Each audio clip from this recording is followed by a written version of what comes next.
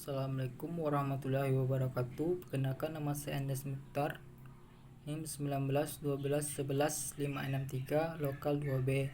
Saya akan menceritakan tentang hasil rangkuman keperawatan HIV/AIDS bersama Pak Alfitri. Pertama itu Van VCN dan dasar-dasar konseling bagi pasien HIV/AIDS penyalahgunaan nafsa. Tantangan saat ini adalah kehamilan yang tidak diinginkan, kemudian kawin muda, seks pernikahan, kemudian HIV atau AIDS, kemudian infeksi menular seksual lainnya. Selanjutnya aborsi. Penyalahgunaan narkotika di kalangan remaja makin meningkat sebesar 24 hingga 28% remaja yang menggunakan narkotika. LGBT adalah oknum dari lesbian, gay, biseksual, dan transgender. Istilah ini digunakan semenjak tahun 1990-an.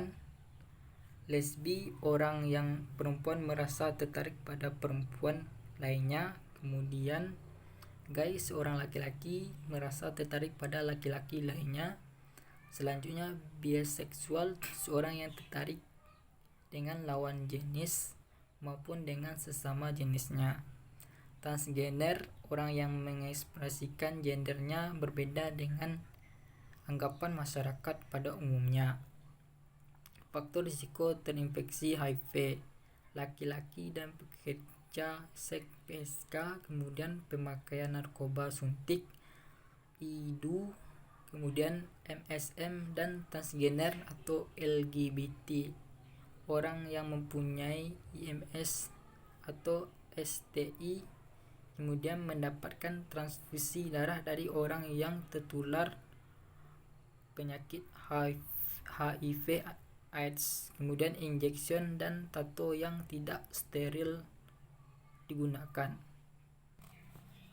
Selanjutnya sirkulasi HIV. Virus bebas bidang dan fungsion virus mengikat CD4 pada 1 dan 2 koroseptor CCRS dan CXCR4, melebur dengan sel reseptor CD4 koseptor CCRS koseptor CXCR4. Infeksi virus menembus sel, mengosongkan isinya ke dalam sel, kemudian reverse tersebut ssRNA diubah menjadi dsRNA oleh enzim virase transkriptase. Integrasi DNA virus menyatu dengan DNA sel oleh enzim integrase transkripsi. Kemudian pembentukan potensi tentang panjang, kemudian asambali, pembentukan rentan protein virus. Budding virus imatur mendorong keluar mengambil sel membran. Virus imatur keluar dari sel terinfeksi maturasi. Cairan tubuh yang terinfeksi HIV jika tidak dirawat memiliki risiko tinggi, yaitu berupa darah, cairan mani, cairan vagina, kemudian ASI. Potensial berisiko HIV/AIDS yaitu cairan cerebrospinal, kemudian cairan amnion, kemudian cairan pleura, kemudian cairan peritoneal, kemudian cairan perikordial, kemudian cairan sendi, kemudian cairan serviks, kemudian muntah, feses, air liur, keringat, air mata, urin, cairan nasal, sputum. Tidak dianggap infeksi infeksius kecuali terkontaminasi darah yang terinfeksi.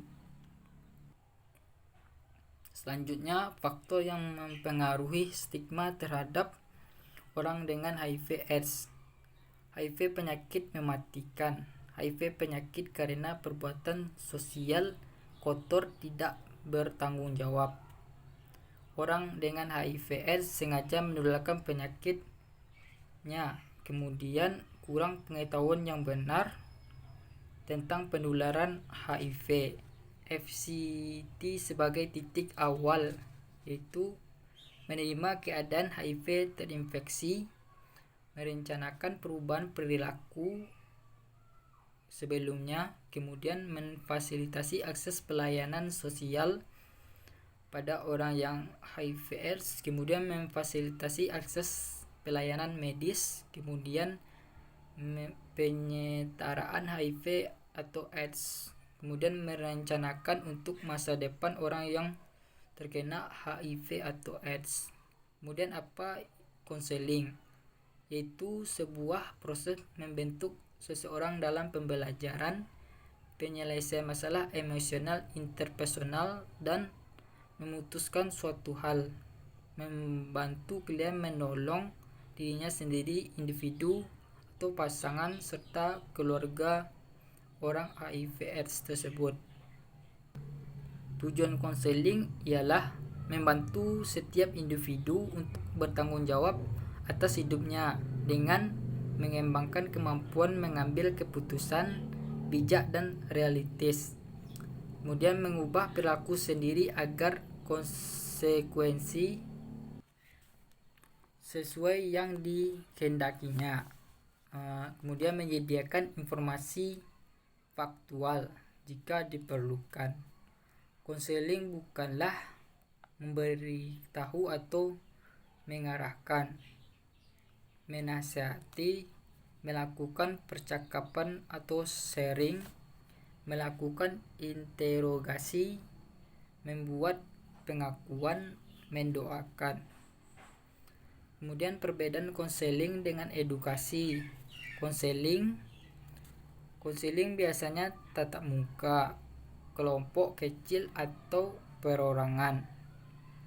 Kemudian membangkitkan emosi kuat pada konselor atau klien, berfokus dan spesifik pada goal informasi guna untuk mengubah sikap dan mendorong perubahan perilaku seseorang. Tertuju pada isu, kemudian berbasis pada kebutuhan klien. Edukasi, kelompok besar atau kecil, emosi netral, umum, informasi untuk mengedukasi dan meningkatkan pengetahuan klien, terpusat pada isi, berbasis wes-masi. Kemudian prinsip pelayanan konseling dan HIV, tes keberhasilan klien, persetujuan klien, konseling klien. Selanjutnya, model pelayanan konseling dan tes HIV. Statik, klinik tetap, terintegrasi dalam sarana, kemudian mobile, penjangkauan dan keliling dengan tim.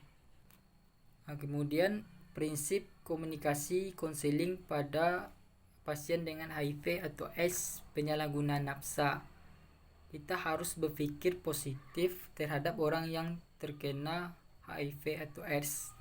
Perubahan paradigma HIV dapat mengenai siapapun tanpa membedakan status sosial, pendidikan, agama, warna kulit, latar belakang seseorang. HIV dapat mengenai orang yang tidak berdosa, yaitu bayi dan anak. Kemudian HIV sudah ada obatnya tetapi tidak menyembuhkan, tetapi mengembalikan kualitas hidup orang tersebut. Setiap orang mempunyai hak untuk akses pelayanan kesehatan. Keterampilan mikrospesifik berikut merupakan dasar penting, yaitu kita harus mendengarkan aktif, kemudian mengajukan pertanyaan, kemudian hening, kemudian perilaku nonverbal lainnya, FCT, dan dasar-dasar konseling bagi ODH. Orientasi konseling yaitu semua masalah yang dihadapi ODH perlu dilakukan FCT. Tujuan konseling yaitu membantu kalian mengembangkan pemahaman tentang pengobatan mereka dan tantangannya.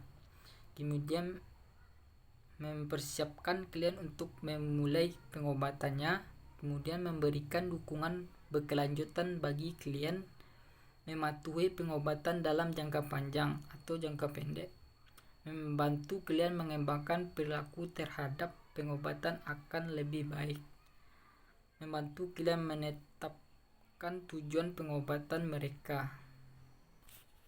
Selanjutnya target, memaksimalkan peran konselor dalam akselerasi ART untuk minimalkan jumlah IFU, memaksimalkan orang dengan ART sampai HIV tidak terdeteksi lagi sehingga tidak berpotensi menularkan penyakit. Kemudian ODH dapat hidup sehat dan bermartabat. Kemudian prinsip pelayanan konseling dan tes HIV sukarela. Pemeriksaan HIV hanya dilakukan atas dasar kerelaan klien, tanpa paksaan dan tanpa tekanan. Keputusan telak di tangan klien. Saling mempercayai dan terjamin konfidensialitas. Selanjutnya harus bersifat profesional, menghargai hak dan martabat semua klien. Semua informasi yang disampaikan klien harus dijaga kerahasiaannya. 2. Pendekatan layanan konseling dan tes HIV atas inisiatif klien. Konseling dan tes HIV AIDS sukarela, kemudian atas inisiatif petugas kesehatan. Tujuan mendapatkan keputusan layanan klinis yang memerlukan pengetahuan status HIV AIDS klien. Tidak dianjurkan dengan daerah epidemis HIV rendah. Baiklah, hanya itulah hasil dari rangkuman materi keperawatan HIV saya dari Bapak Alfitri. Terima kasih. Assalamualaikum warahmatullahi wabarakatuh.